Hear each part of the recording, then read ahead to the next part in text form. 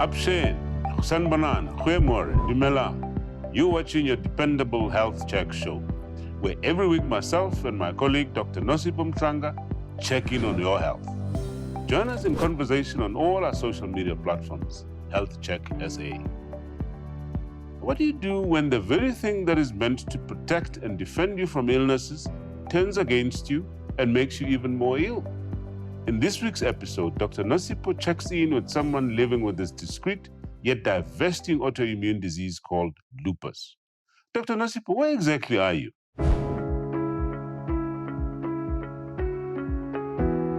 I'm in Katlehong, and we're about to meet an amazing young lady who's living with a chronic disease that not a lot of people know about. And even though I am a doctor and I have a fair amount of knowledge about the condition, I'm still interested to know, how does she live and manage with her chronic condition?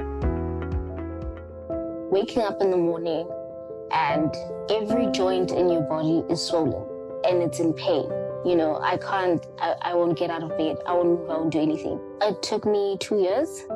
When my symptoms started, I was 14, but I was only diagnosed at the age of 16. I was already so tired of, doctor after doctor after doctor, but they didn't know what was going on. Everyone else had an opinion. Why don't you try and take ARVs? Why don't you, go see a sangoma somewhere, because this could be spiritual. I remember this one time I was in a taxi. I was sitting in the middle of these two women, and they were having a conversation about me. I was sitting in the middle. This other one is asking, what is wrong with her? And this other one's like, oh, maybe she has blood cancer. And the other one was like, no, I don't think so. It's witchcraft. My name is Musa. I am 24 years of age. I stay in Katlehong. Yes, and I have been living with a chronic illness for the past 10 years.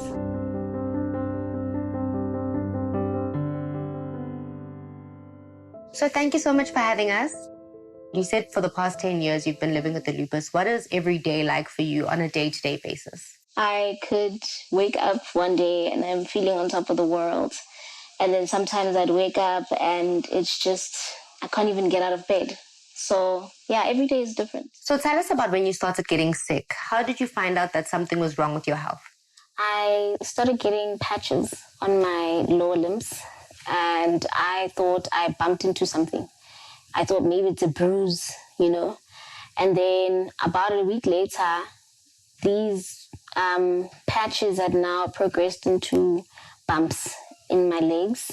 And then they were really, really painful. And I went to the doctor. When I got to the doctor, they told me that I'm hyperallergic. And they all said the same thing. You're allergic. We don't know what you're allergic to. Could be your environment. But the one thing that always stood out is that my white cell count was low, but there was no diagnosis. And how did you feel about these symptoms? Did you think that they were going to go away since everyone was telling you that you were just allergic? I mean, my whole life, I've been allergic to something. But when I take allergy medications, they go away almost instantly, So I really, really thought, this is just, I didn't think that it's gonna manifest and turn into something so serious. So can you share with us what a flare-up for you with lupus is like? What are your symptoms? What do you experience? Waking up in the morning and every joint in your body is swollen and it's in pain. I won't get out of bed. I won't move. I won't do anything. I have to have hot water bottles all around me. I have to breakfast being brought to me, being fed, being, bathed. That is what a flare-up looks like for me. And in general, what was the worst flare-up that you've had? One of the worst flare-ups I've ever had. So I was in bed, obviously, and my sister was in another room. And I really needed to go to the bathroom, and she couldn't hear me. So here I was, I got out of bed and I literally started crawling on my stomach to try and take myself to the bathroom. I remember just crawling back on my stomach and going until I could get to where she was so that she can come and pick me up and take me to the bathroom. That for me was one of I don't know. It was emotional more than anything, because how do I go back to being fully dependent on someone else? Are there any other things, any other complications that came with the lupus that you were diagnosed with? I also was diagnosed with scleroderma and endometriosis, synovitis. Scleroderma is a connective tissue disorder. So what happens is that my body, because it has this disorder, my mind tricks my body into thinking it's injured, and then it overgenerates collagen to heal the injury. That is the connective tissue disorder.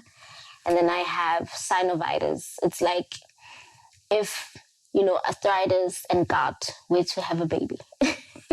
How long did it take you to eventually get to the diagnosis of lupus? It took me 2 years. So when my symptoms started, I was 14, but I was only diagnosed at the age of 16. I got my diagnosis at Charlotte Maxeke. It's a hospital in Parktown.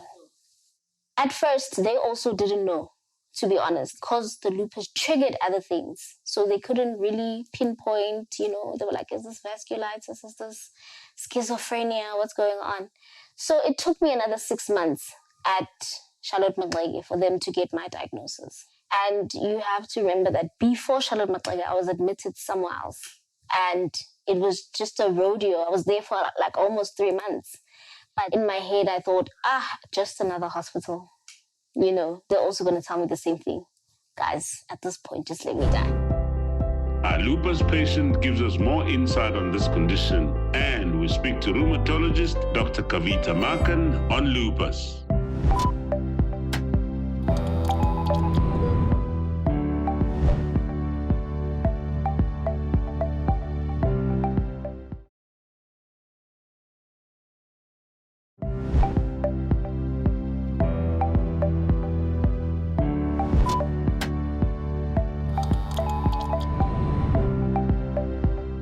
So a very long journey, but you're finally on treatment now? Yes. And how has that treatment been treating you?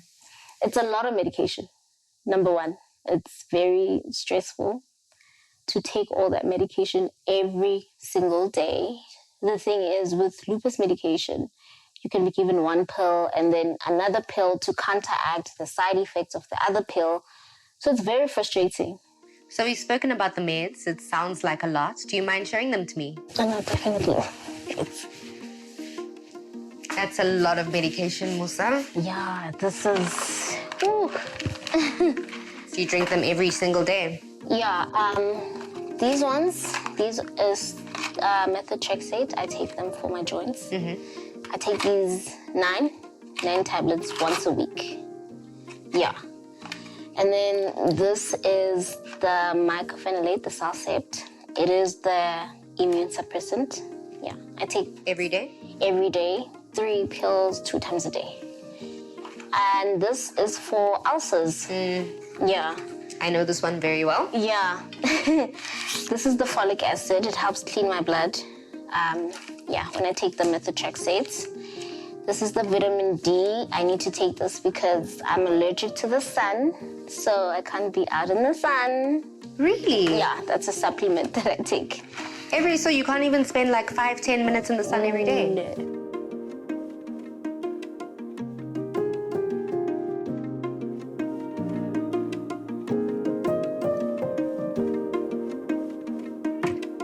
Now, Dr. Stillo, I have one question. How do we get lupus patients diagnosed early before their symptoms get worse?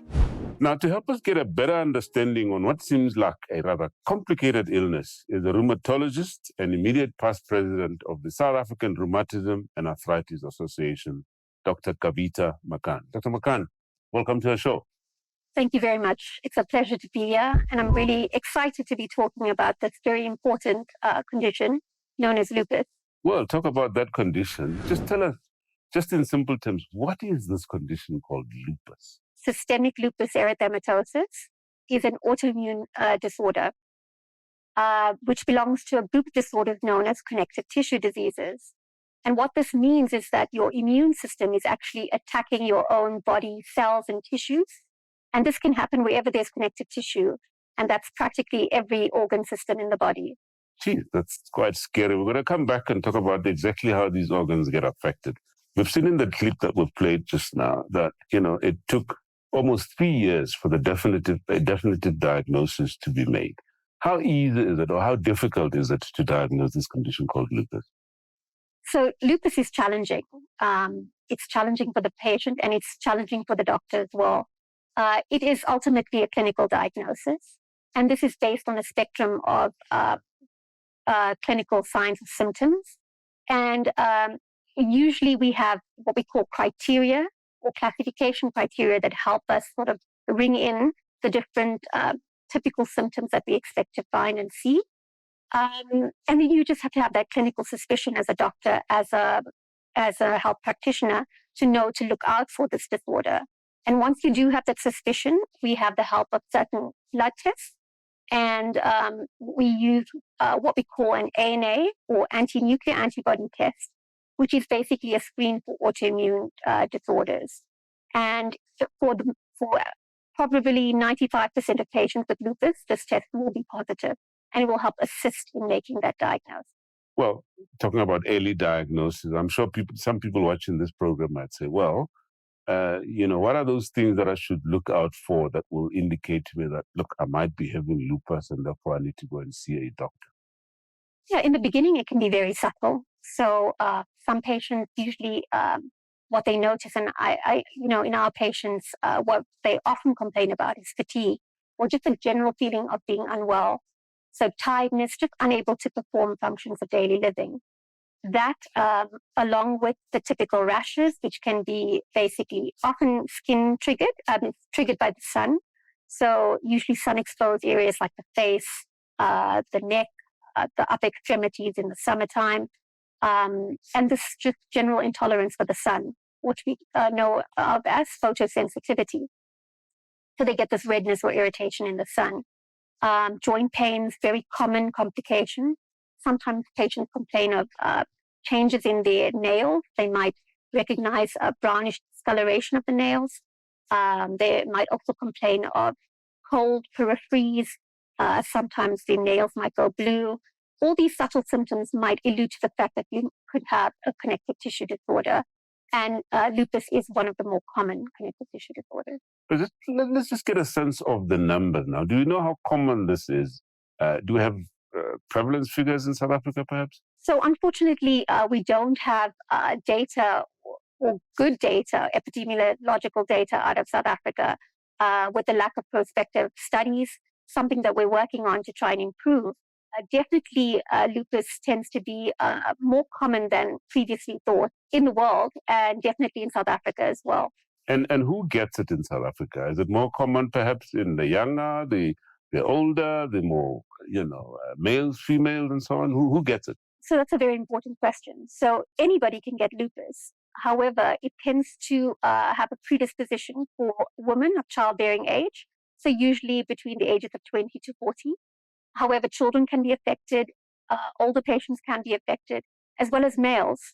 Interestingly, patients of Black ancestry, African ancestry, as well as patients of Asian extract, are at increased risk of developing lupus.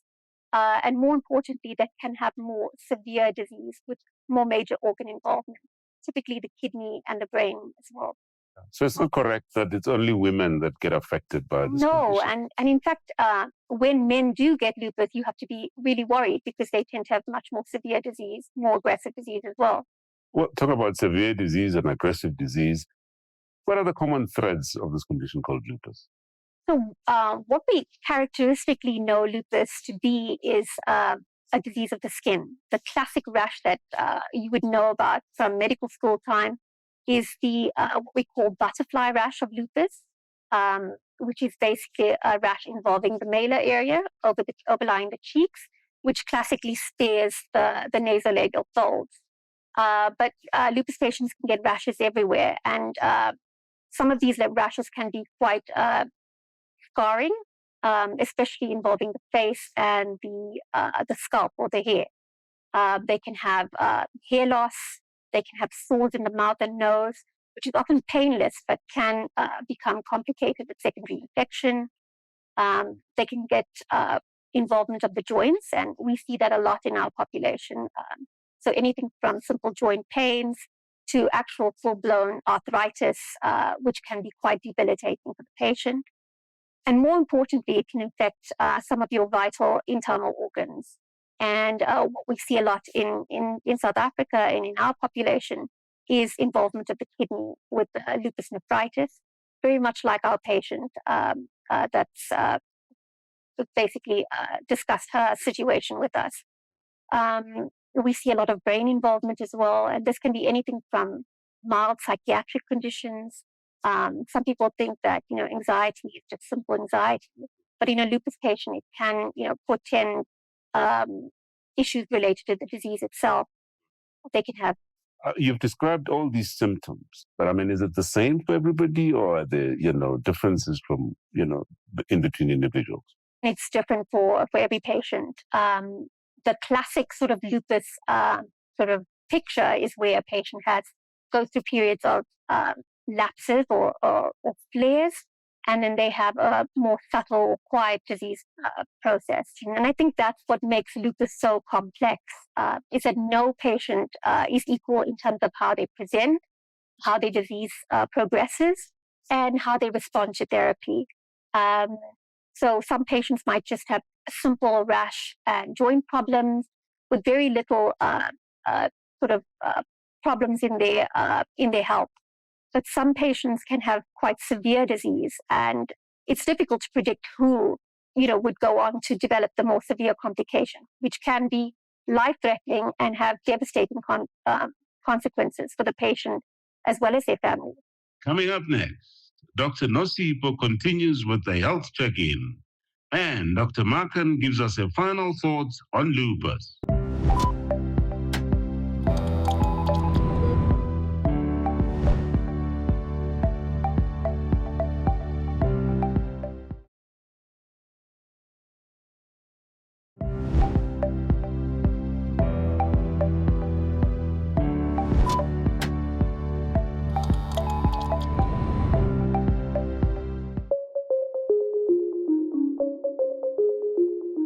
So you mentioned earlier about your skin and the joints. So do you mind me just having a look quickly to see what's going on with your lupus at the moment? Definitely. Okay. Let's start with your hands. How are the joints doing right now? No, right now I'm fine. Fine, I love the nails. You're not having a flare-up at the moment, right? No. And then the scars, where exactly are they on your body? So they mostly show very well on my arms. Do you mind showing me? Definitely. So this is the scar. Okay. Yeah. And that's from the flare-ups, or this has just been over the past 10 years? This is the scleroderma over the 10 years. Okay. Yeah, it has progressed. Okay. And the other side, do you have anything there? Yeah. And there's no treatment for this to make it better? No, not at all. It's permanent scarring? Yes. And you mentioned your legs as well. Do you have the scars or the nodules that you mentioned earlier on your legs? Yeah, I have some. There was one that recently came out, actually. It's this one right here. I see. Okay. So when they come out, this is what they look like? Yeah.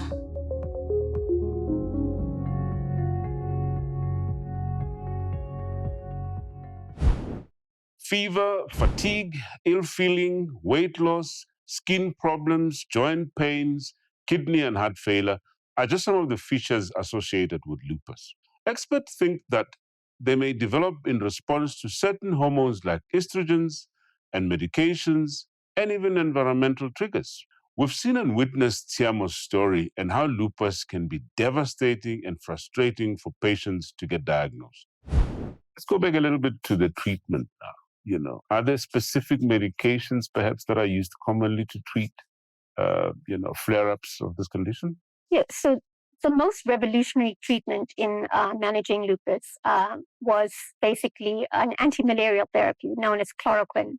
But we use it not for its anti-malarial property, but rather as an anti-inflammatory, or what we know as an immunomodulatory therapy. So chloroquine has a multitude of benefits for patients with lupus. And in fact, anybody with lupus, if they don't have any contraindications to the therapy, should be on it. It actually improves the long-term prognosis of your disease. So it helps with the skin, it helps the joints, it reduces the amount of flares. A final wrap-up question. Your message to lupus sufferers out there, is there hope? Most definitely. I think what I'd like to tell, any woman suffering from lupus, or actually anybody suffering from lupus, is that you can lead a completely normal life, and there are treatments out there that can help you live a better life. There are many people, with the same condition, that could talk you through your conditions as well. There's expertise available in the country, both in state and private setting. It's been an incredible journey and a difficult journey, I can see. And as you've mentioned, you've sort of gotten a handle on the pain and you've gotten used to managing your condition. So now moving forward, what does your future look like for you? There's so much I want to do. First of all, I couldn't go to varsity because I had to quit school in my matric year. The most important thing in my life is continuing to raise awareness about lupus. We want rapid testing for lupus patients. You don't have to wait 2 years. Mentally, it's taxing. Emotionally, it's taxing. Financially, it's taxing. So, yeah, there's so much I want to do. So much. The future is bright. Yeah, it is. What an incredible young lady Musa is, living in power and with so much promise. And as she mentions, living with lupus is like having your body fight a constant battle against itself. And I'm sure a lot of medical practitioners struggle with managing lupus patients because of the different ways that it can present. While in South Africa, a lot more work needs to be done in awareness, we hope that Health Check has helped you check in on your health. Should you think you know someone who might have lupus, reach out to us on our socials and tell us your story. As always, stay healthy, stay vibrant, and check in on your health. I'm Dr. Sello Muteung, and you are watching Health Check.